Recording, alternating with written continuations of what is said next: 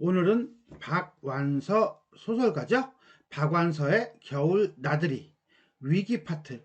호숫가 근처 정갈한 여인숙에서 주인 아주머니와 도리지라는 노파를 만나는 장면에 대해서 살펴보도록 하겠습니다. 이 작품은 분단으로 인한 아픔과 그 극복을 다루고 있는 소설입니다. 그래서 우리가 이 작품을 흔히 분단소설이라고도 많이 얘기하는데, 많이? 아니, 가끔 얘기하는데, 그다지, 중요하지는 않고요. 아무튼 간에 분단으로 인한 아픔과 극복을 다루고 있다. 요 정도가 되겠네요. 이 소설은 두 인물의 이야기가 등장하는 액자식 구성을 취하고 있습니다. 우선 북의 첫 번째 아내를 둔 채 월남한 남편을 둔 나. 그러니까 나는 그러니까 두 번째 아내가 되겠네요. 의 이야기, 이게 바로 외화가 되겠습니다. 그리고 전쟁통의 아들을 잃고 도리질 증세를 갖게 된 할머니의 이야기, 이게 내화가 되겠네요. 이러한 액자식 구성을 취하고 있다. 이들은 모두 전쟁과 분단으로 인한 상처를 지닌 인물들이며, 이러한 상처는 두 인물 사이의 정서적인 연결고리 역할을 합니다.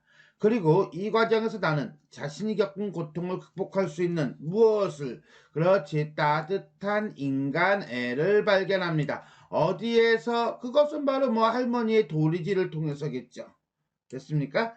자, 이는 곧 전쟁과 분단의 상처를 치유하기 위한 작가의 처방을 보여주는 것이다 라고 볼 수가 있겠습니다. 나는 다시 허둥지둥 딴 골목을 찾아들었다. 왜? 자, 나는 외로움과 허무함 때문에 여행을 왔음에도 얼어붙은 호수에서 스산함과 황량함을 느꼈다. 요거는 앞부분의 내용을 확인을 하시면 돼요. 그래서 이 상황을 벗어나기 위해서 다른 골목으로 찾아 들어갔다 라고 보시면 되겠습니다. 역시 인기척이라고는 없는 골목 저만치 대문이 열리고 문전이 정갈하다는 것은 깨끗하고 깔끔하다는 거예요. 그러니까 이 집의 주인 자체가 깨끗하고 깔끔한 성격이겠죠. 여인숙이라는 간판이 붙은 집이 보였다. 호텔보단 조금 떨어지네. 대문가에는 연탄재가 쌓여있고 앞마당에는 빨랫줄엔 흰 빨래가 이상한 모양으로 비틀어져 있대. 이게 뭔 소린지 알죠? 이상한 모양으로 왜 비틀어져 있을까? 그렇지, 얼어붙어 버렸거든. 날씨가 매우 춥다. 나는 떨리는 목소리로 주인을 찾았다. 여기 계세요. 50대의 정갈한 아주머니가 안채에서 반색을 하며 즐거워하며, 아니 반가워하며, 그렇지, 반색은 반가워하는 기색 정도로 보면 되겠죠. 나타났다. 왜? 이 겨울에, 손님이 없는 이 겨울에 손님이 있으니까, 이렇게 보면 돼요. 나는 그 아주머니를 보자마자 내 집에 온 것처럼 마음이 놓이고 어리광이라도 부리고 싶어졌다. 참 묘한 분위기를 지닌 아주머니였다. 그러니까 첫인상이 되게 좋았나 봐. 나도 개인적으로 첫인상이 좋다는 얘기를 많이 듣는데, 암튼 소모처럼 너그럽고 착하고 따뜻하게 사람을 감싸는 그 무엇인가, 아우라 비슷한 것이 있었다. 나는 마치 오랫동안 잊고 있었던 무엇인가가 다시 나에게로 찾아드는 것처럼 느낌이 오면서 나름대로 안도감을 느꼈다. 그동안 이 나라고 하는 서술자가 여기까지 온 것은, 난 여태까지 헛살았어, 내가 왜 이렇게 살았는지 몰라, 나는 진짜 남편한테 배신당했어 라는 마음으로 여기까지 왔는데 아주머니를 만나면서 마음이 상당히 편안해졌다 라고 볼 수가 있겠어요. 좀 녹여가고 싶은데 따뜻한 온돌방이 있어요. 아주머니는 얼른 주랭랑처럼 붙은 손님 방 중 한 방으로 먼저 들어가 아랫목에 깔아놓은 다우다 포대기 밑에 손을 넣어보더니 따뜻하긴 한데 외풍이 쐬어서 어쩌나 하며 어쩔 줄 몰라 했다. 자, 이때 주랭랑처럼 붙은 할 때 이 주랭랑을 주랭랑치다 해가지고 막 도망치다 이렇게 해석하면 안 됩니다. 그거 아니에요. 자, 그러면 다우다는 또 뭐야? 이게 우리가 잘 안 쓰는 단어들이에요. 그래서 주랭랑 다우다 그러면, 주랭랑은 대문 좌우로 쭉 버려놓은 방이에요. 그러니까는 대문 옆에 방이 쭉 양쪽으로 있는 거죠. 자, 그다음 이해하기 쉽게 한다면 뭐 호텔 방 쫙 있는 것처럼 다우다라고 하는 것은 광택 있는 얇은 견직물, 옷감을 얘기한다라고 보시면 돼요.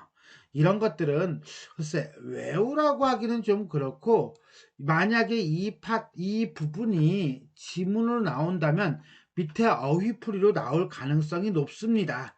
그러니까 외우기보다는 지금 이해하는데 도움이 되는 정도로만 하시면 될 것 같아요. 또 하나 외풍이 쐬어서 어쩌나 하면서 어쩔 줄 몰라 했다라고 하는 것은 밖에서 추위에 떨면서 들어온 나를 이거 춥게 하면 안 되는데 좀 더 따뜻하게 해야 되는데 라고 하면서 나에 대해서 걱정하는 모습이라고 보시면 돼요. 내가 되려 안 돼서 내가 그렇게 추워 보여요 하면서 웃으려고 했지만 뺨이 얼어붙어서 웃어지지 않았다. 그러니까 진짜 춥기는 춥나 보네. 네, 꼭 고드름 같아 보여요. 참 안방으로 들어가십시다. 구들도 있고 난로도 있어요. 와우. 손님 방이 아니라 안방으로 가지. 이건 진짜 배려죠. 자기가 있는 방, 주인이 있는 방으로 가자는 것은 진짜 진심 어린 배려라고 보시면 돼요. 그러더니 친동기처럼 잘못 읽었다. 친동기라고 하는 건 진짜 동기, 형제남매. 스스럼없이 나를 안채로 잡아 끌었다. 난로가 있는데도 삥 둘러 방장을 쳐놔서, 방장이라는 건 커튼 비슷한 거예요. 안방은 마치 동굴처럼 침침하고 아늑했다. 침침하고 그럼 우리가 이제 어둡다 해서 부정적인 표현인데, 아늑하다라고 하는 걸 보니까 분위기가 상당히 따스한 분위기예요. 그죠? 처음엔 아무도 없는 줄 알았는데 차츰 어둠에 눈이 익숙해지자 아랫목에 단정히 앉아있는 한 노파 두둥, 새로운 인물의 등장이죠. 사건이 다른 방향으로 진행될 것임을 암시합니다. 볼 수 있었다. 미라에다가 옷을 입혀놓은 것처럼 하는 거 보니까 깽깽 말라있고 가만히 있는 모습이야. 그치? 무표정하게 나를 바라보며 좌우로 고개를 저었다. 너 왜 오니? 뭐 이런 건가? 행동묘사죠? 그래서 나도 그렇게 느꼈나봐. 거부하는 몸짓 같아서. 그렇지. 왜? 나를 바라보며 고개를 좌우로 흔들어. 그러니까 오지 말라는 몸짓처럼 느껴졌다는 거죠. 그러니 나는 당연히 뭐해? 어색하지. 오지 말라는 건가? 뭐야, 아줌마는 괜찮았는데. 뭐 이런 거죠. 일종의 첫인상이 그다지 좋지는 않아요. 그러나 아주머니는 한사코 나를 아랫목으로 끌어안치고 손을 노파가 깔고 앉은 포대기 밑으로 넣어주었다. 왜? 내가 얼굴이 꽁꽁 얼어붙었거든. 그러니까 나를 위한 일종의 배려라고 보면 돼요. 노파 입이 조금 웃었다. 그러나 고개를 저어 도리질하는 것은 멈추지 않았다. 뭐니? 웃는 거하고 도리질은 좀 상반되지 않나? 아주머니는 나에게 우리 시어머니예요. 하고는 노파에게 손님이에요. 하도 추워하시길래 안방으로 모셨어요. 라고 했다. 그것으로 노파와 나와의 인사는 끝났으나 노파는 여전히 아니야 너 왜 왔어? 아니야 너 왜 왔어? 라는 식의 느낌적인 느낌을 주듯이 상당히 사람 어색하게 시리 도리질을 했었다. 아주머니는 노파의 도리질에 대해 나에게 아무런 설명도 하지 않았다. 뭐 어쩌라고. 노파는 수척했으나 흰머리를 단정히 빗어 쪽지고 동정이 정갈한 비단저고리에 푹신한 모직 스웨터를 걸치고 꼿꼿이 앉아있는 모습이 특이한 뭘 느꼈어. 가만히 보니까 우아해. 근데 우아한데 조금 상황이 좀 어색한 우아함이야. 그래서 비현실적인 우아함이야. 이기도 했다. 일종의 노파의 외양을 묘사하고 있어요. 도리질도 처음에 내가 봤을 때보다는 훨씬 유연해져서 꼭 미풍에 살랑살랑 거리는 것처럼 보였다. 라고 하는 거 보니까 그 어색함이 많이 사라졌네요. 아마 저러다가 멋지려니 했으나 아무리 기다려도 멋지를 않았다. 몸이 녹자 잠이 오기 시작했다. 누가 죽인데도 우선 한잠 자고 볼 일이다. 쉽게 꿀같은 잠이 덮쳐왔다. 한마디로 졸음이 밀려온 거죠. 파도처럼. 이제 어지간히 몸도 녹았으니 아까 그 방에서 한잠 잘까 봐요. 참 온천장으로 나가는 버스는 몇 분만큼씩이나 있나요? 몇 분은요. 겨울에는 아침 나절에 2번, 저녁 나절에 2번밖에 안 다녀요. 타고 들어오신 게 아침 나절 막차니까 이따 4시 반에나 있을 거예요. 그리고 점심은 어떻게 하시겠어요? 할 테니 드시고 가셨으면 이라는 것은, 그래, 이 아주머니가 친절하긴 친절한데 점심을 공짜로 줄 일은 없겠죠. 나름 이윤을 남기려고 하는 모습이지 않을까? 라는 생각이 드네요. 오로지 졸리다는 생각뿐 밥 생각 같은 건 전혀 없었으나 그렇게 하라고 했다. 왜? 친절을 받았잖아. 기브앤테이크지. 그런데 아주머니는 몇 번이나 뭐 공짜로 주는 것도 아니고 뭐 돈을 때려 주는 것도 아닌데 이건 조금 어색하지 않나? 그래서 나는 생각을 합니다. 뭐라고? 그까지 밥 한 상 팔아서 얼마나 남기겠다고 저렇게 굽신대나 싶어 속으로는 치근했다. 너무 지나치다 못해 너무 지나쳐. 너무 공손해. 너무 저저세야. 라고 생각을 한 거죠. 손님 방으로 내려온 나는 따끈한 맨바닥에 다우다포대지만 하나 덮고 깊은 잠속으로 빠져들었다. 깨어나자마자 웬일인지 도부리질하던 노파가 먼저 생각이 났다. 왜? 그리워서? 아니야. 호기심이죠. 꿈에서 봤던가 현실에서 봤던가 그것조차 아리송한 채 메마른 노파가 고개를 젓던 모습만 선명히 떠올랐다. 졸음 때문에 미루었던 궁금증이 그래서 우리가 체크할 수가 있는 거예요. 궁금증이 서서히 고개를 든대. 세상에 궁금증이 어떻게 고개를 들어요, 그죠? 무생물을 생물로 표현하고 있는 뭡니까? 화류법입니다. 선생님 의인법 아니에요? 라고 한다면 개나 돼지도 고개는 들 수 있어요. 시계를 보니 아직 2시도 채 안 된 시간이었다. 손님 아직도 주무세요? 시장하실 텐데.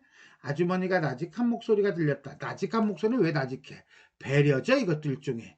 자고 있으면 깨우면 안 되잖아. 나는 인기척을 내며 미닫이를 열었다. 행주치마를 두른 아주머니가 내가 이 집에 찾아들 때 반가워했던 것과 똑같은 모습으로 일관되네요. 그죠? 반가워해 주는 것이었다.